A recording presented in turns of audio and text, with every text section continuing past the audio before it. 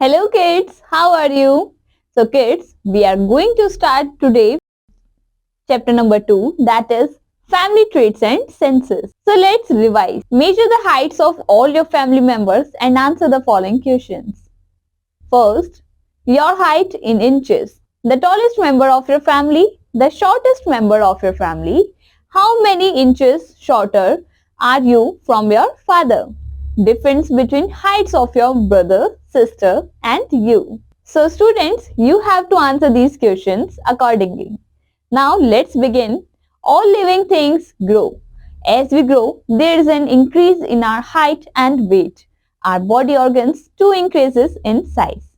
As we grow up, our bones become larger. Tiny units called cells present in our body multiply and increase in number. This leads to our growing up taller, bigger with age. Measuring height. Our height is usually expressed in units of foot and inches. So student, do you know what is your height? Okay, let's move on further. To measure your height, you should stand resting your back to a wall and ask someone to place a ruler or scale on your head and put a mark.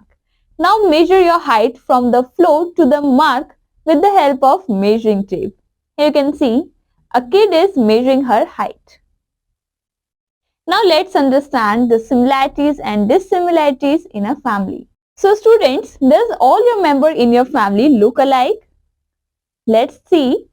All of us resemble our family members in many ways. To understand it better, let us look at Pankaj and his family. Pankaj has curly hair, same as his father's. His smile resembles that of his mother's. His sister, Monica, can sing well just like his grandmother. Pankaj's father's voice resembles with his grandfather's voice. Pankaj's friend Puneet has a twin brother. They are identical twins. They resemble each other so much that it is difficult to tell them apart. But many members of our family have unique and different qualities too. Some of them can cook well, some can paint well, some can dance well, while some of them are good at sports. Our friends too have different qualities. Some of them are good in studies, while some of them are good in debates. Each one of us is unique and different. So student, which quality do you have? Now let's move on further. We have an activity to do. Observe your family and friends carefully and answer the following questions. Here are the questions. A person who sings well, a person who tells funny jokes, a person who is good in sports, a person who is ready to help everyone, a person who can cook really well. So in this way, you can differentiate between your friends. Now let's see the likes and dislikes. We like different kinds of food, clothes, games, colors, books and movies. Our likes and dislikes are greatly influenced by our family. For example, members of a vegetarian family generally like to eat vegetarian food.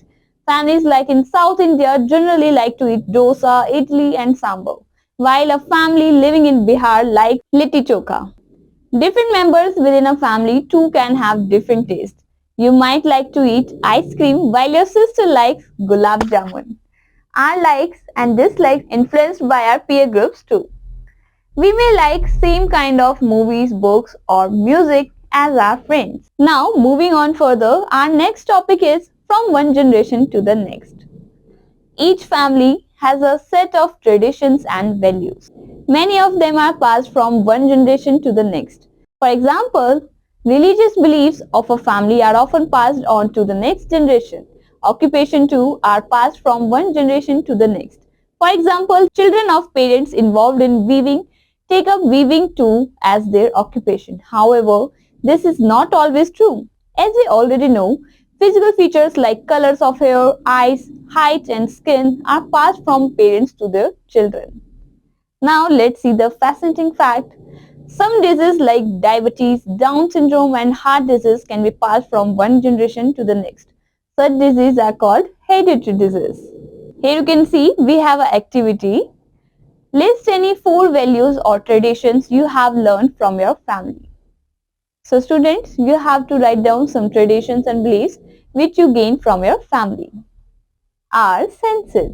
Our eyes, nose, ears, tongue and skin are our sense organs. They help us to see, smell, hear, taste and feel the things around us. Whenever our sense organs feel something, they send a message to our brain through the nerves. The brain interprets the message and send a message back to our sense organs through the nerves. Our sense organs act accordingly. However, one or more sense organs are not fully developed in some people. They may not be able to see, hear or speak properly. Some of them might have mental difficulties. Such people are called differently abled people. Now let's understand about Braille. Braille is a type of writing system used by visually impaired or blind.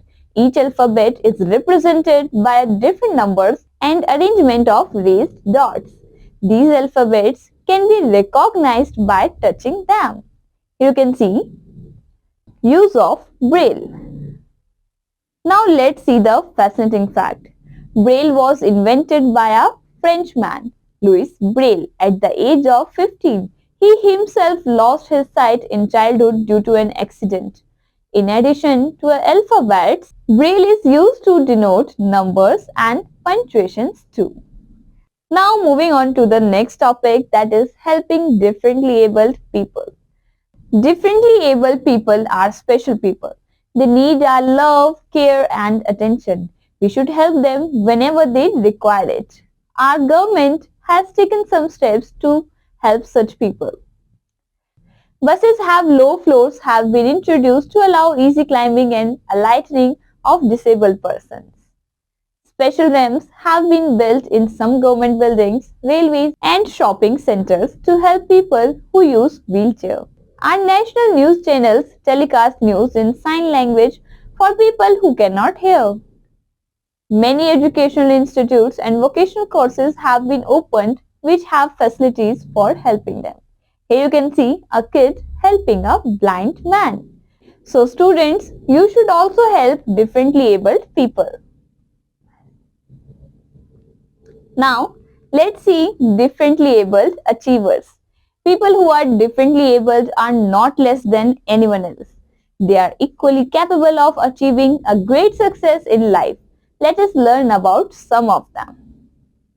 Here we have some examples.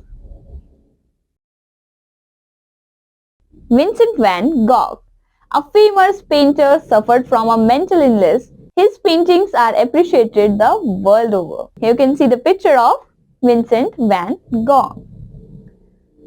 Now, Helen Keller. You must have heard of Helen Keller. A famous author, lecturer and activist, was blind, deaf and mute. She overcome her disability and achieved great success. Here you can see Helen Keller. Now, Beethoven. One of the biggest music composers of the world was deaf. He learned to play piano and created beautiful music. Here you can see the picture of Beethoven. Now students, let's find out these differently abled people who become successful despite their disabilities. Recognize these pictures of Stephen Hawking and Franklin D. Roosevelt. Thank you kids. Bye-bye. We will meet in next class. Till then, revise the chapter and bye-bye.